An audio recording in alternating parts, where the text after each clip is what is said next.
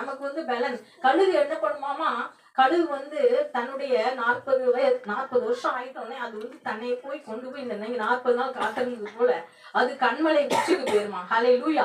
அது போய் அந்த கண்மலை விளிம்புல போய் உட்கார்ந்துட்டு அந்த வெயில் தான் மேல படுற மாதிரி தன்னுடைய சிறகை எல்லாம் கொத்துமா. தன்னைய வந்து ஆராய்ந்து பார்ப்போம். அதாவது நம்மளுடைய வாழ்க்கையில அந்த கழுகு என்ன பண்ணுமாமா, தன்னிடத்துல இருக்கிற அந்த பழைய காரியங்களை எல்லாம் உதிர்க்குமாமா. எப்படி கழுகு வந்து தன்னுடைய எல்லா இடத்தையும் உதிர்த்துட்டு புதிய சிறகுக்காக காத்திருக்குமாமா. ஆமென் ஆமென் ஆமென் ஹல்லேலூயா. இந்த நாட்களிலே ஏசாயா தீர்க்கதரிசில போட்டிருக்கிறது, கர்த்தருக்கு காத்திருக்கிறவர்களோ புது பலன் அடைந்து. வாசிங்க அத. கர்த்தருக்கு எல்லாருமே அந்த வசனம் ஈஸியான வசனம் தான். சொல்லுங்க. கர்த்தருக்கு காத்திருக்கிறவர்கள் புது பலன் அடைந்து எழும்புவார்கள். கழுகுகளை போல செட்டைகளை அடித்து உயிரை எழும்புவார்கள், ஓடினாலும் விளைப்படையார்கள்.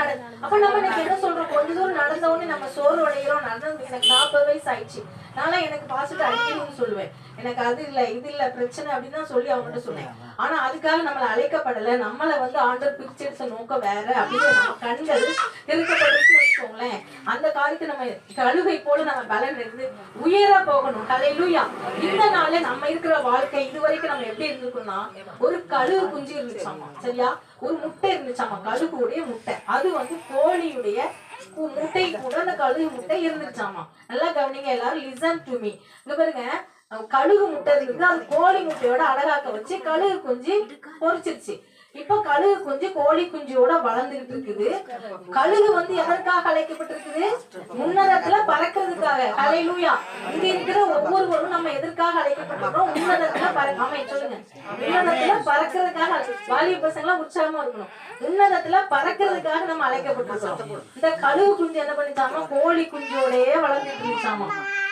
அந்த அது மாதிரி அதுக்கு வந்து போய் குப்பையை கிளறிக்கிட்டு, எப்படி குப்பையை கிளறிக்கிட்டு, அதோட நோக்கத்தை அதுக்கு தெரியல. ஏன்னா அது வளர்ந்த விதம் எப்படி இருக்குன்னா, இங்க உலகத்திலேயே நம்ம வளர்ந்துட்டு இருக்கிறோம். எல்லா இந்த கவலைகள், இந்த கண்ணீர், இந்த பிரச்சனை, இந்த கம்பெனில வேலை இல்லை, திருப்பூர் எங்கேயோ போயிட்டு இருக்குது.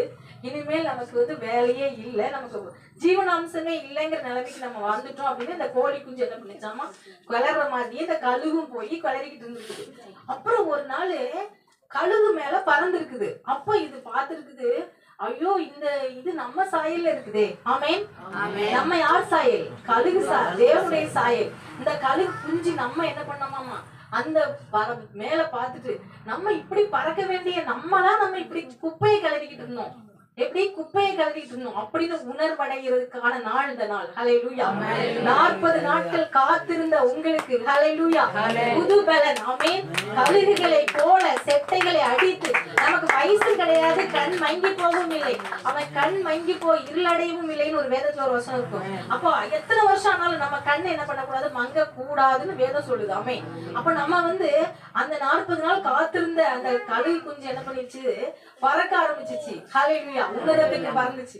அதுக்கப்புறம் அதை யாரால என்ன பண்ண முடியாது, கோழி குஞ்சை அடிக்கணும்னா அது செய்யுமே தவிர கோழி குஞ்சோட வந்து குப்பையை பொறுக்குமா. ஹல்லேலூயா. இந்த நாளில் இருந்து நம்மளுடைய வாழ்க்கை உன்னதத்துக்கு ஏறி ஹல்லேலூயா பறந்து நம்ம தேவனுடைய ராஜ்யத்துக்காக செயல்படுகிறவர்களா நம்ம மாற போறோம். ஹல்லேலூயா.